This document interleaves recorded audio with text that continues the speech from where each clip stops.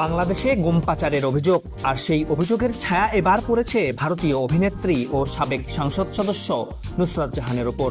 ভারতের কেন্দ্রীয় তদন্ত সংস্থা এনফোর্সমেন্ট ডিরেক্টরেট, সংক্ষেপে ইডি, তাকে তলব করেছে জিজ্ঞাসাবাদের জন্য। ভারতীয় গণমাধ্যম বলছে, রেশন দুর্নীতি ও সীমান্ত দিয়ে খাদ্যশস্য পাচারের একটি বড় মামলার তদন্ত চলছে, আর সেই তদন্তেই উঠে এসেছে তার নাম। ইডি সূত্র জানায়, করোনা সময়কালে সীমান্তবর্তী এলাকা থেকে একাধিক ট্রাক আটক করা হয়, যেগুলোতে ছিল সরকারি রেশনের গম ও চাল, যা পাচারের অভিযোগ ছিল বাংলাদেশে।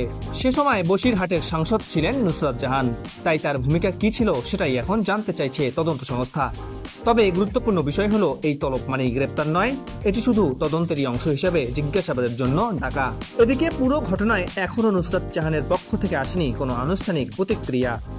সব মিলিয়ে গম পাচার ও রেশন দুর্নীতির এই আলোচিত তদন্ত আবার নতুন করে আলোচনার কেন্দ্রে এনে দিয়েছে এই তারকাকে।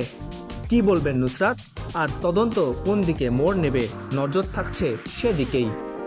Shamsur Rahman, entertainment desk, Bangla post.